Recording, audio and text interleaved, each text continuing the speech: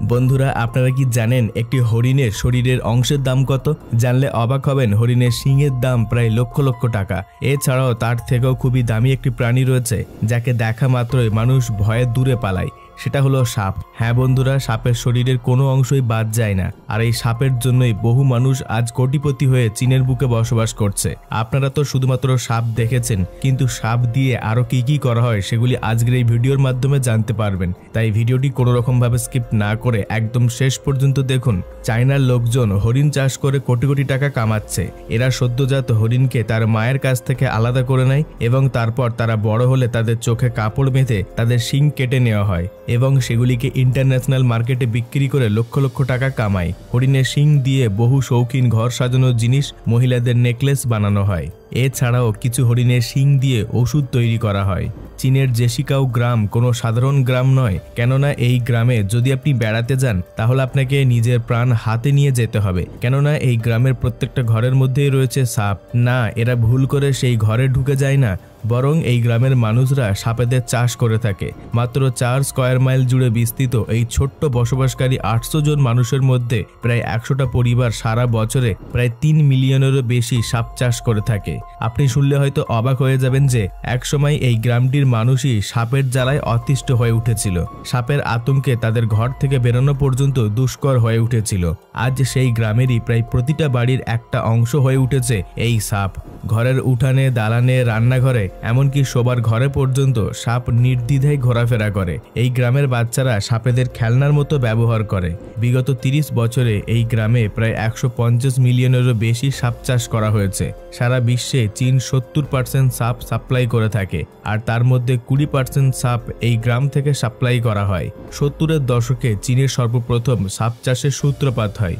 সেই সময় চীনের একজন অধিবাসী ইয়াং হংচ্যাংয়ের হঠাৎই একদিন মেরুদণ্ডের সমস্যা দেখা যায় এবং তার চিকিৎসার জন্য তখন ডক্টররা অনেক টাকা চায় এবং সেই সময় তার কাছে এত টাকা ছিল না।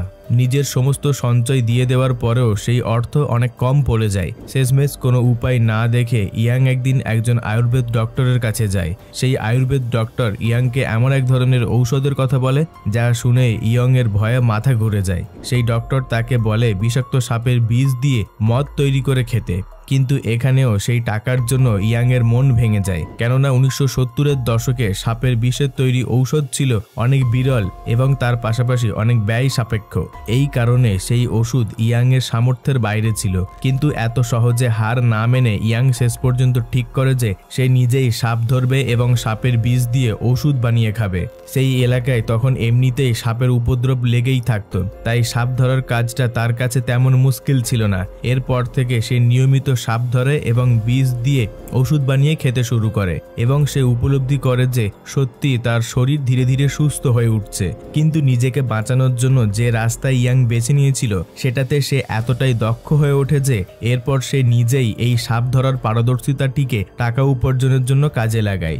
ইয়াং সাপ ধরে লোকাল ব্যবসাদারদের কাছে বেচতে শুরু করে। সেই সময় সারা দেশ জুড়ে সাপের বীজ খুব ডিম্যান্ড ছিল, ফলে ইয়াং সেগুলিকে অনেক চড়া দামে বিক্রি করতে শুরু করে এবং এই করে সে মাত্র কয়েক মাসের মধ্যেই নিজের সারা জীবনে যা ইনকাম করেছিল তার দ্বিগুণ টাকা কামিয়ে নেয়। কিন্তু প্রতিনিয়ত এত এত সাপ ধরার ফলে সেই এলাকায় সাপের কমতি দেখা যায়। এই ঘটনায় ইয়াং খুব চিন্তায় পড়ে যায়, কেননা এইভাবে সাপ কমতে থাকলে একদিন তো সেই এলাকার সমস্ত সাপ শেষ হয়ে যাবে। কিন্তু কথায় আছে না, সমস্যা যেখানে তার সমাধানও সেখান থেকে শুরু।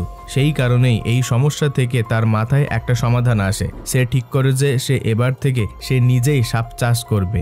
এরপর ইয়াং তার সাপ বিক্রির সমস্ত টাকা ফার্মের পিছনে খরচ করে দেয় এবং শেষ পর্যন্ত সে নিজস্ব একটি সাপ চাষের ফার্ম খুলে ফেলে। প্রথম দিকে কিছু বাধা আসলেও ইয়াং সেগুলিকে তার এতদিনের এক্সপিরিয়েন্স দিয়ে সামলে নেয় এবং দেখতে দেখতে সে এই কাজে তার সফলতা লাভ করে। প্রথম দিকে ইয়াং কেবলমাত্র এক প্রকার প্রজাতির সাপের চাষ করত, কিন্তু ধীরে ধীরে সে সাপেদের প্রজাতি বাড়াতে থাকে এবং তার সাথে সাথে ফার্মের সংখ্যাও।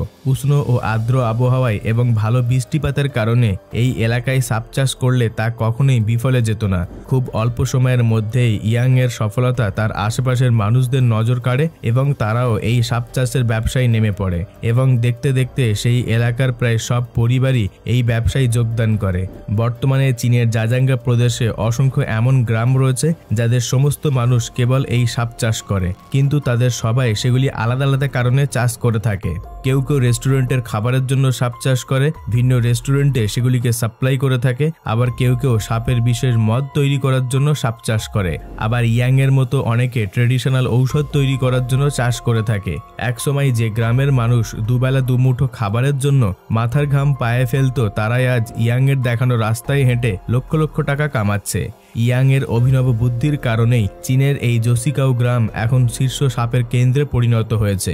বেশিরভাগ সাপকে মেডিসিন ফ্যাক্টরিতে ডেলিভার করা হয়, যেখানে তাদের লিভার আর পিত্তকোষের সাহায্যে ঔষধ বানানো হয়। তাছাড়াও এই গ্রামের মানুষ সাপ চাষ করে বিদেশে সাপ্লাই করার জন্য। আমেরিকা, জাপান, সাউথ কোরিয়ার মতো ভিন্ন দেশে এই গ্রাম থেকে সাপ সাপ্লাই করা হয়। সাপের চামড়া ইন্টারন্যাশনাল মার্কেটে ভীষণ দামি। সাপের চামড়া ব্যবহার করা হয় দামি দামি নামকরা কোম্পানির প্রোডাক্ট তৈরিতে। এই গ্রামের প্রায় বেশিরভাগ চাষি তাদের চাষের জমিতে এই সাপ চাষ করে থাকে, কেননা সাপের ব্যবসায় অগাধ লাভ। এই ব্যবসায় অন্যান্য ব্যবসার তুলনায় লাভের পরিমাণ এত বেশি থাকার কারণ হলো একটা সাপের শরীরের কোনো অংশ অপচয় হয় না, তাদের সমস্ত পার্টই বিক্রি হয়ে যায়। সাপেদের শরীরের সব থেকে দামি পার্ট হচ্ছে তাদের বিষ। একটি সাপের 1 গ্রাম বিষের দাম $500 থেকে $800। সমস্ত প্রজাতির সাপেদের মধ্যে সবথেকে ডিমান্ডেড এবং সবথেকে দামি সাপের প্রজাতি হলো রেড ব্র্যান্ডেড স্নেক। এই সাপের বয়স 1 সপ্তাহের কাছাকাছি হলেই ফার্মাররা এদেরকে মেডিসিন ফ্যাক্টরিতে খুব দ্রুত পাঠিয়ে দেয়, কেননা এই সময় সাপগুলির ভ্যালু সব থেকে হাই থাকে। এছাড়াও ভাইপারের মতো কিছু বিষাক্ত সাপেদের রেটও মার্কেটে অনেক হাই থাকে তাদের বিষাক্ত বিষের কারণে, কেননা বিভিন্ন রোগের প্রতিকারক হিসাবে সাপের বিষ দিয়ে তৈরি ঔষধ কাজে লাগে। যেমন ইয়াং এর লেগেছিল, যার থেকেই এই সব শুরু। সাপের মাংস, কাঁটা, বিষ, তেল, চামড়া, রক্ত, পিত্তকোষ সবকিছু থেকেই রোগের ঔষধ বানানো হয়। এবং এই কারণেই বলেছিলাম যে একটি সাপের শরীরের সব অংশই কাজে লাগে। ত্বকের সমস্যা বা কোথাও পুড়ে গেলে সেক্ষেত্রেও সাপের তেল ব্যবহার করা হয়। বন্ধুরা, আমাদের আজকের এই তথ্যপূর্ণ এপিসোড এখান পর্যন্ত। এই তথ্যপূর্ণ ভিডিওটিকে লাইক দিয়ে সকলের সঙ্গে শেয়ার করে দেবেন। আর এই বিষয়ে যদি আপনাদের কোনো মতামত থাকে নিচে কমেন্টে জানাবেন। তবে আপনাদের মধ্যে যদি কেউ নতুন দর্শক হয়ে থাকেন তাহলে সাবস্ক্রাইব করে পাশে রাখা বেল আইকনটিতে ক্লিক করে অলে সেট করে নেবেন। সর্বশেষে থ্যাঙ্কস ফর ওয়াচিং।